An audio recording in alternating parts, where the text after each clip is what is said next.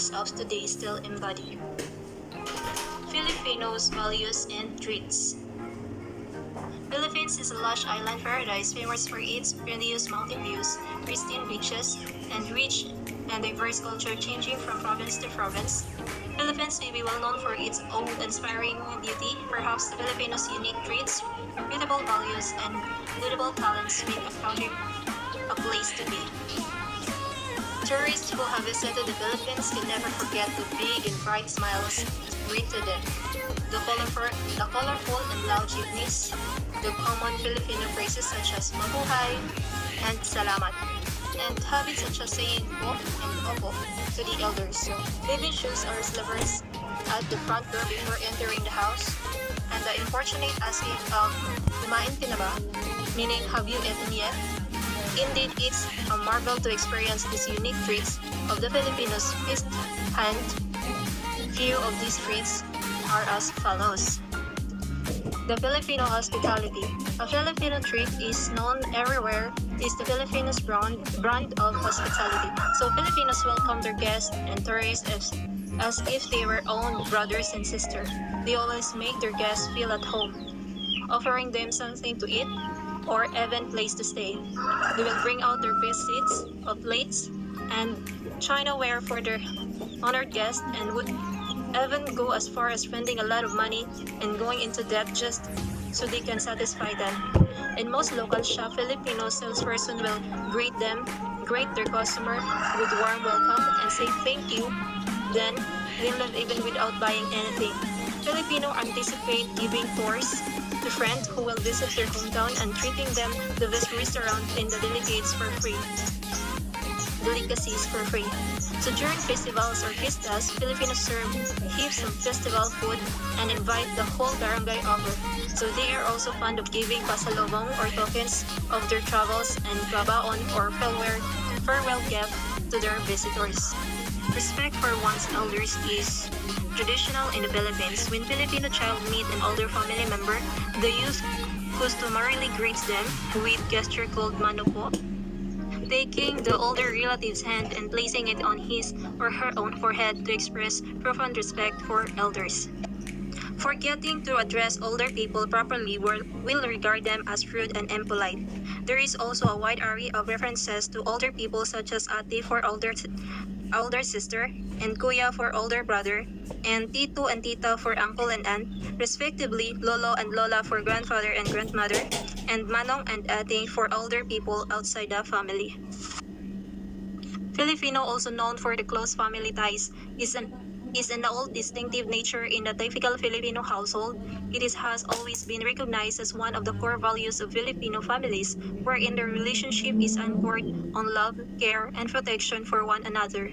Filipino maintain a tight relationship with their families regardless if the children are old enough and already have a families of their own. They are also fond of family reunions during birthdays, holidays, or fiesta, year-round. Some Filipinos families even opt to live in a big house where anyone can stay together. Nursing home are almost always not an option for family members and choose to take care of their elder themselves. Cheerful personality. Filipinos have a habit of smiling and laughing a lot. Smiling has been a coping strategy for many Filipinos, especially during trying times and calamities. They always try to maintain a positive outlook in life, which makes them resilient and able to manage almost everything with simple smile. They smile when they are happy, or sometimes even when they are sad or angry. Lesson 4, which is the political self and being a Filipino. The specific learning outcomes in Lesson 4, at the end of this lesson you should be able to develop a Filipino identity, identify the Filipino values and traits, and reflect on your self-code in relation to your national identity. Abstraction. What makes a Filipino a genuine Filipino? So the thought of being a genuine Filipino is just a concept to unite various people under the nation of the Philippines. The physical characteristics such as having a dark hair, flat nose, and dark complexion make us one Filipino, or it is the person's language, birthplace, and ethnicity. If you were introduce yourself as Filipino to a person to another nationality and he or she asked, "Who are Filipinos?" And what will you reply? Foreign culture, beliefs, language, and religion have made a huge dent in our own by setting a foundation to contemporary Filipino identity and culture. The Philippines, as we know it today, has only emerged in 1990s after over 3 centuries of colonization of the Spaniards. Meanwhile, liberation from last colonies, the Japanese, only occurred on 1946. Mga bagay na nakaimpluwensya sa kultura ng Pilipinas. So bago pa man dumating ang mga unang mananakop, ang mga lakal galing sa India, Malaysia, Indonesia, China at Hapon ay may malaking kontribusyon din sa kultura ng Pilipinas. Ang Hinduismo at Budismo ay may impluwensya sa mga katutubong paniniwala ng mga Pilipino bago dumating ang Kastila at ang mga lakal na Muslim. Ang wikang Tagalog at iba pang wika sa Pilipinas ay maraming hiniram sa wikang Sanskrito. Isang mabuting halimbawa ang karma, na hanggang ngayon ay pinaniniwalaan pa rin ng mga Pilipino. Maraming mga pamahiin, hiniram na salita at pagkain tulad ng pansit, siopaw at iba pa ay minana sa mga lakal na Chino. To date, colonial mentality remains an issue. Given the wide discrepancy between the liberation period and today's time, would it be safe to say that Filipinos have truly developed an identity of their own? Or are we still living the shadow of colonial trends? In this chapter, we will learn that individual race, ethnicity, and physical characteristics are not just the only factors that make a person's national identity, but also the values and traits are also important indicators that set apart one nationality from the others. These values and traits may not always be a positive thing, but being able to identify oneself apart from the other nationalities and point out weaknesses and mistakes paired with unity and commitment make progress a possibility. So through common goals, principles, and values of each people, a nation empowers itself. Filipinos are often referenced to globally renowned personalities who made Filipinos recognized around the world through their expertise. So like Manny Pacquiao, he is known for pambansang kamao because of his talent and skill in boxing, as well as Lea Salonga because of her magical voice in singing. However, being a Filipino is far more than just being related to these notable figures. Independence Day and Buwan ng Wika celebration prompt us to go back to our roots and reflect on the question, who is a Filipino? Ang Independence Day ay sinasagawa taon-taon para ipagdiriwang ang kalayaan ng mga Pilipino mula sa Espanya. Gayun din ang Buwan ng Wika. Sa pagdiriwang nito, ganap na ipinatupad ang pampanguluhang proklamasyon bilang 1041 may angat ang kamalayan ng mga mamayang Pilipino ukol sa wika ng kasaysayan. Who is a Filipino? So technically, according to the 1988 Philippine Constitution, Filipino citizens are those whose fathers and mothers are citizens of the Philippines. Those born before January 17, 1973 of Philippine mothers who elect Philippine citizenship upon reaching the age of majority, and those who are naturalized in accordance with the law. Citizenship is not the only marker of being a Filipino. Culture and history have greatly influenced the manner Filipinos learn, live, and behave today. People who were born and grew up in the same culture develop the same common personality, traits, and values. So these are some characteristics of the Filipinos. So being honest, respectful, calm and collected, resourceful, hardworking, passionate, jack of all trades, and cheerful. So these are a few commendable traits of the Filipinos that we also learned from from our parents. Generation after generation, common traits and values had been passed to the Filipinos of today still embody when they are sad or angry. Self-sacrifice. The self-sacrificing attitude of the Filipinos can be seen as an extension of the Filipino hospitality. Filipinos go out their way to extend help to their friends, family, and loved ones. They wish comfort and better lives for their loved ones and would even go to extend and working abroad 100 miles away to earn money and save up for them. Overseas Filipino workers is also known as OFWs sacrifice a lot. That is why they are regarded as modern-day Filipino heroes. There are also times when the eldest among the children of the family would give up school to work and provide for the rest of the family and educate his or her siblings. The bayanihan or bayanihan is a Filipino custom derived from the Filipino word bayan, which means nation, town, or community. The term bayanihan itself literally means being in a bayan, which refers to the spirit of communal unity, work, and cooperation to achieve a particular goal. Filipinos are always ready to share and help their friends and loved ones who are in need. It may not always be in monetary form, but the time and effort they give also count as a form to help for them. This trait particularly manifested in how Filipinos really rally themselves to send aid for those who are severely affected by natural calamities. Bahala na attitude. This is also synonymous to the phrase Kyo Sera Sera, whatever will be, or Hakuna Matata, means no worries. It leaves everything to chance or just let the circumstances take care of themselves, embracing luck over good reason. The phrase is said to have originated from Bahala na, where Bathala means God, and the phrase meaning leaving everything into God's hand. It can also be viewed as something similar to the cheerful and positive attitude of Filipinos and allowing situations take care of themselves instead of worrying about them. Colonial mentality. Filipinos prefer foreign-made products instead of patronizing Philippine-made ones, the result of higher gains of foreign businessmen than the local businessmen. Thus, it motivates Filipino businessmen to improve the quality of their product to make it more competitive against the foreign ones. Colonial mentality is regarded to as a lack of patriotism and the attitude of where Filipino favor foreign products more than their own. Mañana habit, this is the Filipino term for procrastination, a poor habit, a sign of laziness of leaving for a later time what can be done at the moment or today, thus resulting to a stock workload to be done and then complain about it.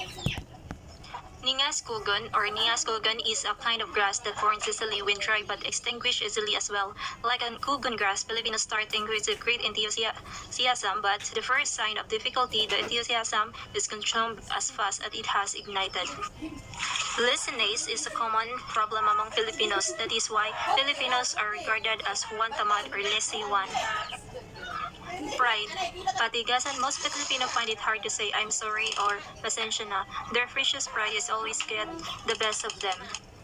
Most Filipinos hold into their pride as they are more precious than keeping a good relationship with family and loved ones. When two parties are not in good terms, they find it so hard to apologize and wait until the other party asks for an apology first. Crab mentality, a troublesome trait evident in Filipino where when sees the progress of a comrade, the other becomes resentful rather than happy for the achievement. Better than to phrase, he would highlight everything negative about the person in effort to bring him down or destroy his reputation. This is a toxic trait among Filipinos where one resents the achievements of another, instead of feeling happy for that person, just like crab in a container. They are pull each other down and ruin each other's reputation rather than bringing them up, resulting no progress. Filipinos should change this troublesome attitude and focus on more on their own advocacies to improve oneself. Filipino time. For Filipinos, being late and starting things late have always been part of our culture. Many Filipinos seems to either practice it or accept it so much that we've been giving term for it Filipino time. Filipino time, Filipinos have this common attitude of arriving late at commitments, dinner, parties, especially if they are meeting someone close to them. They tend not to observe punctuality altogether. The 7 p.m. call time becomes suggested to 7:30 p.m. and almost everyone arrives at the same time because everyone is using Filipino time. Of our being a Filipino. What makes us truly relish in our being of a Filipino. The following are the constant reminders of our nationality. Proverbs or salawikain, like any other proverbs, are saying that convey lessons and reflections on Filipino practices, beliefs, and traditions. Damiana Eugenio, regarded as the mother of Philippine folklore, classified proverbs into 6 categories. Proverbs expressing a general attitude toward life and laws that govern life. B. Ethical proverbs recommending certain virtues and commending certain vices. C. Proverbs expressing a system of values. And D. Expressing general truths and observation about life and human nature. E. Humorous proverbs. And C. Miscellaneous proverbs. An example of a Filipino proverb is the saying, "Kung may tiyaga, may nilaga," which means that hard work will be rewarded if one is persistent. Superstitions, some of these may be influenced by beliefs from other cultures, but Filipino have retold their superstitions according to their own experience, and they sometimes end up even for more interesting. According to the Filipino superstition, a woman singing while cooking will end up as printer, so parents remind their daughters to avoid singing while preparing their meals. Parents also avoid taking pictures in trees as the one in the center is said to be die. According to another superstitions. So, superstition or pamahiin. So, bakit pa tayo kailangang maniniwala nito? So, ang kahalagahan ng pamahiin ay nagbibigay ng direksyon at paliwanag ang karanasan ng tao. Nagiging basihan kung paano napapabuti ang pamumuhay. Nagbabawasan nito ang kalayaan ng tao na magsagawa ng bagay na hindi pamilyar sa kanya, kaya siya napapalayo sa disgrasya at kapahamakan. At nakapagpanatag din ito ng isip. Myths and legends. These stories are aimed to explain the origin of things, at the same time teach valuable lesson. Some of these stories stem in pre-Christianity period but have evolved to the stories we know today. A famous Filipino legend is about the origin of pineapple fruit. It is about the story of a young and lazy girl named Pina, who always asked where her mother kept things she needed without looking for them first. When Pina mothers got tired of being asked where she hid her things, her mother wished that be planted on Pina's face so she would start using them. To her mother's surprise, the next morning, Pina was gone and the fruit sprung on the yard and planted with ice all around its body, which was later called piña, the Filipino term for pineapple. Heroes and icons. Heroes serve as a reminder of true patriotism and nationalism as they have sacrificed their lives for the sake of the country's freedom and progress. Famous Filipino icons such as Lea Salonga, Manny Pacquiao, and Jose Rizal also serve as important Filipino markers as they made the Filipino name more pronounced worldwide through their own expertise. Dr. Jose P. Rizal, a national hero of the Philippines for his key role inspiring and leading the Philippines Revolution against the colonial Spain. He was a man of incredible intellectual power and amazing artistic talent. He excelled at anything that he put his mind to: medicine, poetry, sketching, architecture, sociology, and more. Andres Bonifacio, he was a Filipino revolutionary hero who founded the Kataas-Taasan Kagalang-Galangan na Katipunan ng mga Anak ng Bayan or KKK or Katipunan na secret sociology devoted to fighting Spanish occupation of the Philippines. He also known as a Supremo, destined to change the history of the Filipino people. Also one of our heroes and icons is Melchora Aquino, also known as Tandang Sora. He was 84 years old when she became involved of the Philippine Revolution. She largely contributed to the Katipunan and she was nicknamed as the Mother of the Katipunan. Lea Salonga, best known for his roles in hit Broadway musicals such as Miss Saigon and Les Miserables, named by Disney as a legend in 2021 for her work with the company as the singing voice of the Princess Jasmine, Aladdin, and Mulan. Tony Best Actress Musical Award for Miss Saigon when she was 20 years old. Manny Pacquiao, Fighter of the Decade, the most famous Filipino professional boxer, and the only 8-division world champion, which made him popular in the boxing field. How to be a good Filipino. Now you know that your traits and values are important indicators of being a Filipino. Now is how to truly become one and how you can useful to the development and progress of our country. So the following are the few ways in how to be a good Filipino. To be a good Filipino, be an active Filipino citizen. Is aware of the current events and participates in government programs that aim for the country's progression and development by simply exercising your right to vote and also become an active Filipino citizen. Choose the right leaders for the Philippines who are genuine and helping and caring for the Filipino people.